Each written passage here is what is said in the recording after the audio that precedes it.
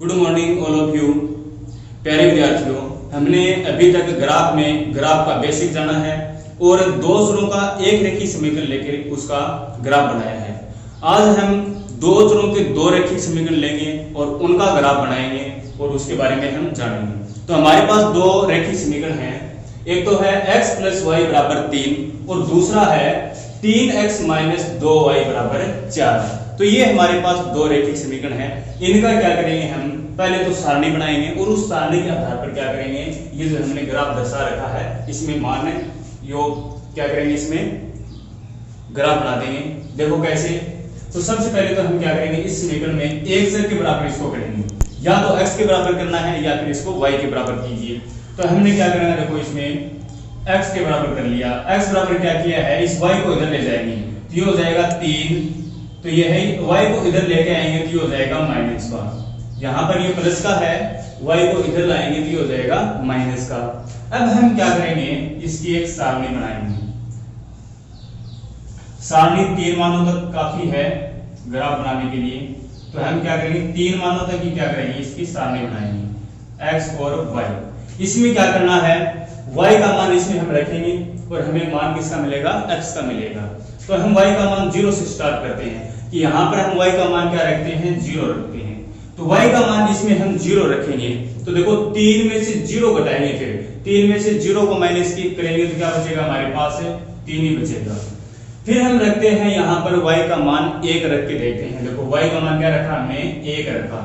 तो यहाँ पर क्या रखेंगे, देखो x = 3 माइनस क्या हो जाएगा, ये 1 हो जाएगा। 3 - 1 कहने मतलब ये हुआ कि 3 में से क्या करना है, 1 को घटाना है। तो 3 में से 1 को घटाएंगे तो ये आएगा हमारे पास 2।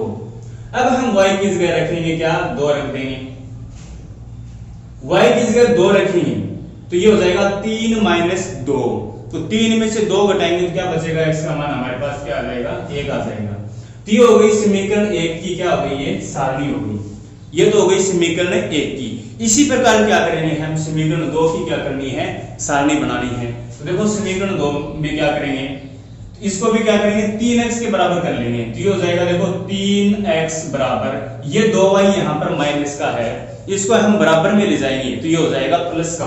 तो ये हो जाएगा 4, ये 2y को इधर लाएंगे तो ये हो जाएगा प्लस का 2y। अब यहाँ पर देखो ये जो 3 है, ये जो 3 है ये है x के गुणा में है।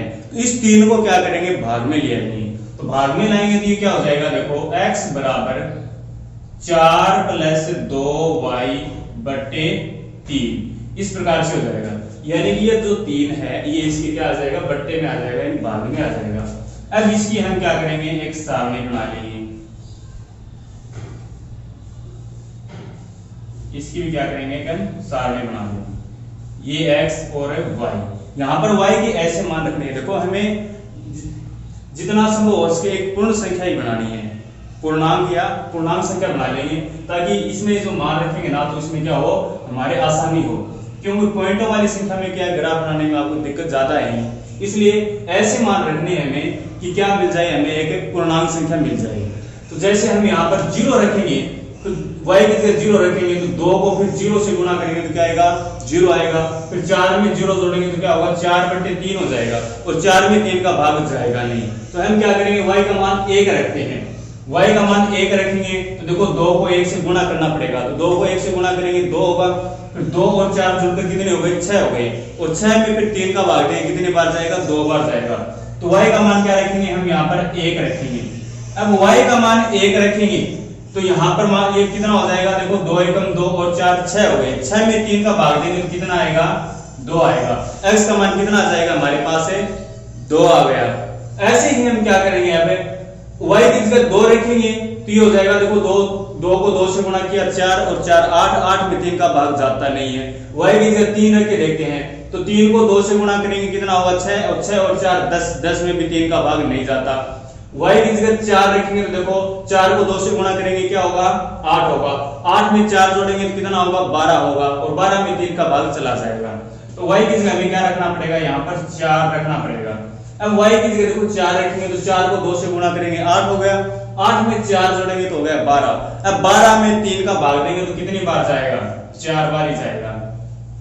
ऐसे हम 5 रखेंगे, देखो 5 को 2 से गुणा करेंगे 10, 10 और 4 14 है, 14 में 3 का भाग जाता नहीं है।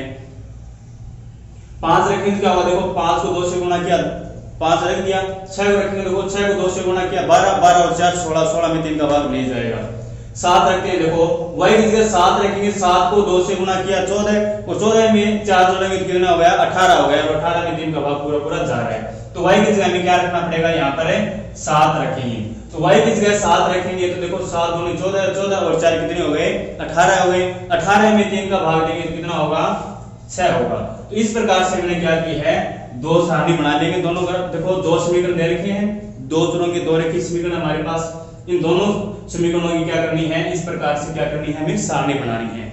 अब इस सारणी के आधार पर ये जो देखो क्या मान आए हैं 0 1 2 3 4 5 6 7 इस प्रकार से मान आया है। तो यहाँ पर क्या होगा, जो हमारा ग्राफ होगा उसमें हम एक बड़े खन्ने के बराबर पैमाना मान लेंगे कि एक बड़ा खन्ना बराबर है 1 इकाई।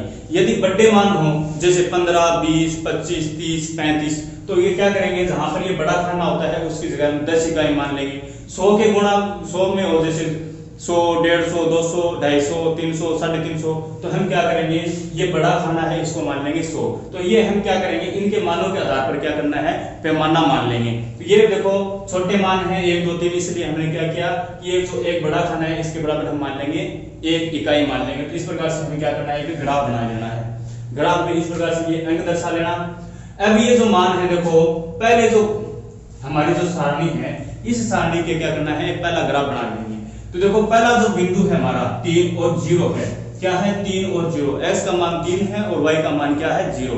तो y का मान 0 होता है, ये x एक्स पर होता है, यानी ये जो लाइन है इस पूरी लाइन के प्रत्येक बिंदु पर y का मान क्या होता है 0 होता है। अब हम देखेंगे x का मान 3 क्या होता है, यहाँ पर होता है। तो ये हो गया हमारा, ये जो बिंदु है ये हो गया 3 0 हो गया, ठीक है ना। अब हमारा दूसरा बिंदु है x का मान 2 और y का मान क्या है 1 है। x का मान 2 ये रहा और y का मान ये रहा, तो इस 2 और इस 1 के सीध में ये यहाँ पर हो जाएगा। ये जो बिंदु है देखो, इस 2 और इस 1 के सीध में ये बिंदु, ये कौन सा बिंदु हो गया हमारा 2 और 1, ये बिंदु हो जाएगा। इस प्रकार से हमारा अगला तीसरा बिंदु क्या है, x का मान 1 और y का मान क्या है 2 है। तो ये है x का मान 1 और y का मान 2, तो इस 1 और इस 2 के सीध में यहाँ पर देखो ये बिंदु हो जाएगा 1 और इस 2 के बिल्कुल सीध में। तो ये जो बिंदु है ये हो गया हमारा 1 और 2, ये ग्राफ हो जाएगा इस प्रकार से।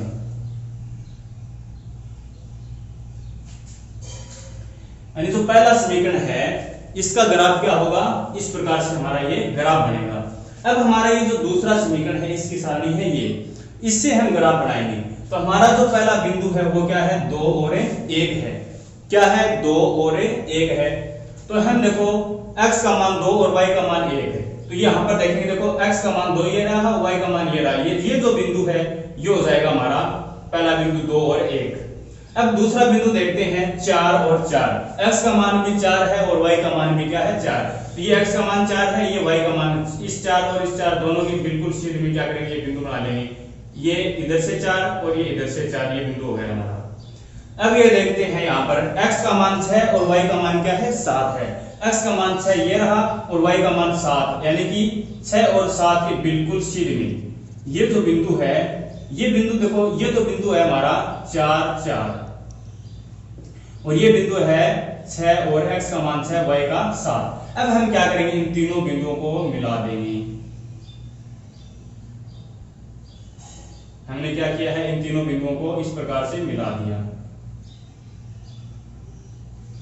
तो ये हो गया हमारा दोनों जो समीकरण थे इनका ग्राफ। अब हम इसका ग्राफ का क्या देखना है, हमें हल ज्ञात करना है। इस ग्राफ का क्या करना है, हल का मतलब ये है कि x का मान और y का मान इसमें क्या होगा, इस ग्राफ के आधार पर x और y का मान क्या होगा।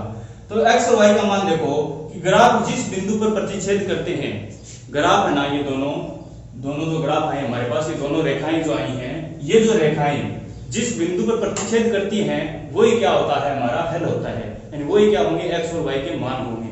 तो देखो जो ग्राफ है हमारा 3 प्रकार से हो सकता है। या तो देखो ये जो दोनों रेखाएं हैं एक दूसरे को प्रतिच्छेद करेंगी, या फिर ये दोनों रेखाएं एक दूसरे के समांतर भी हो सकती हैं, या फिर दोनों रेखाएं क्या हो सकती हैं, समपाती होती हैं। तो प्रतिच्छेद, समांतर और संपाती रेखाएं हैं, इनके बारे में अध्ययन करेंगे हम कल।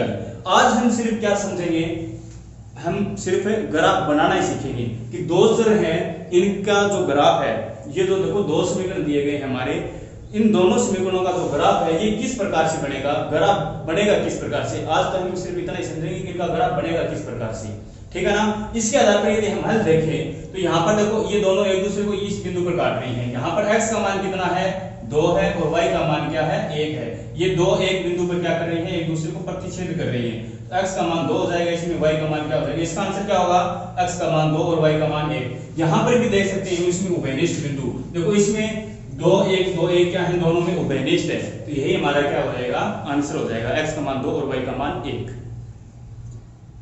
या फिर हम क्या करेंगे, ये दोनों एक दूसरे में यदि उभयनिष्ठ नहीं मिल रहे हैं तो यहाँ पर देखेंगे कि जिस बिंदु पर काट रहे हैं वहां पर x का मान और y का मान देखेंगे कि देखो x का मान, देखो ये जो बिंदु है यहाँ पर काट रहा है, तो ये x में देखो x की स्थिति में देखेंगे x का मान यहाँ पर क्या होगा और इधर y का मान क्या होगा, तो वो क्या होंगे, वो बिंदु देखो x का मान तो यहाँ पर क्या है, देखो ये 2 की स्थिति में है तो x का मान क्या है, 2।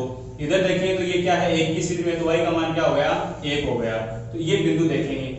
या फिर देखो ये इसका आंसर है, सही है या गलत है, ये इसका आंसर होगा या नहीं होगा। इसका मान ज्ञात करने के लिए क्या करेंगे हम, ये जो बिंदु आया हमारा 2 1, x का मान 2 और y का मान 1, ये इस समीकरण में हम रखेंगे। यदि ये इस समीकरण को संतुष्ट कर जाएगा, ये जो बिंदु है 2 1 यानी x का मान 2 और y का मान 1 है, ये इस समीकरण को यदि संतुष्ट कर गया दोनों को, तो इसका मतलब ये है कि जो हमने हमारा जो बिंदु आया है, वो जो मान आए हैं x और y के, वो बिल्कुल क्या है, सही है। तो देखो कैसे ज्ञात करेंगे कि x का मान 2 और y का मान 1 इस समीकरण में रख के देखते हैं। क्या है हमारा समीकरण पहला, x प्लस y बराबर क्या है, 3। यदि हम x का मान और y का मान रखेंगे तो उनका योग यदि 3 हो जाएगा तो क्या होगा हमारा, ये इस बिंदु को क्या है, ये संतुष्ट कर जाएगा इस समीकरण को। ये तो x का मान क्या है, 2 है और y की क्या है, 1 है। तो x की जगह हम क्या रखेंगे, 2 रखेंगे और y की जगह क्या रखेंगे, 1 रखेंगे। तो 2 और 1 क्या होते हैं, 3, बराबर में भी क्या है, 3। तो 3 बराबर क्या हो गया, 3 हो गया। तो इसका मतलब ये है कि ये जो पहला बिंदु है, ये हमारे पहला जो समीकरण है इसको क्या कर रहा है, संतुष्ट कर रहा है। अब हम ये देखेंगे कि ये दूसरे समीकरण को भी संतुष्ट कर रहा है या नहीं कर रहा है। तो दूसरा हमारा जो समीकरण है वो है 3x - 2y बराबर है 4। x की जगह हमें क्या रखना है, 2 रखना है। तो 3x की जगह हमें क्या रखना है, 2 - 2 गुणा y की जगह क्या रखना है, 1। अब ये देखो इसको हल करने पर क्या आना चाहिए, 4 आना चाहिए। तो 3 को 2 से गुणा करेंगे 6, 2 को 1 से गुणा करेंगे 2। अब 6 में से 2 को माइनस करेंगे, कितना होगा, 4, बराबर में भी क्या है, 4, यानी कि क्या हो गया, ये 4 बराबर 4 हो गया। इसका मतलब ये है कि ये बिंदु समीकरण 2 को भी क्या कर रहा है, संतुष्ट कर रहा है। तो ये क्या होगा हमारा, जो ये आंसर आया है ये बिल्कुल क्या है, सही है। इस प्रकार से क्या है, कुछ चेक कर लेना है। तो ये हो गया हमारा दो चरों के दो रैखिक समीकरणों का ग्राफ। अगले जो हमारा जो वीडियो है हम क्या करेंगे, उसमें ये ऐसे ही हमें ग्राफ बनाने हैं, लेकिन उसमें अलग अलग कंडीशन होंगी। कैसे, जैसे यहाँ पर ये एक दूसरे को क्या कर रही हैं, दोनों रेखाएं प्रतिच्छेद कर रही है, तो ये हो जाएगी प्रतिच्छेदी रेखाएं। फिर ये क्या होंगी कि एक दूसरे की समांतर भी हो सकती हैं और एक दूसरे क्या हो सकती है, समपाती भी हो सकती हैं, एक के ऊपर एक हो सकती है। दोनों एक ऐसे देखो इस प्रकार से, दूसरी जो लाइन है ये इस प्रकार से इसके ऊपर ही हो सकती है, इसको बोलते हैं समपाती। तो ये समपाती कैसे होंगी, समांतर कैसे होंगी और प्रतिच्छेदीय किस प्रकार से होंगी, इसकी क्या कंडीशन है या क्या स्थितियां हैं इनकी समांतर, प्रतिच्छेदीय, संपाती होने की, उनके बारे में हम अगले वीडियो में जानेंगे। आज के लिए सिर्फ इतना ही। हमने क्या किया है, दो चरों के रैखिक समीकरणों का ग्राफ बनाना हमने सीख लिया है। धन्यवाद।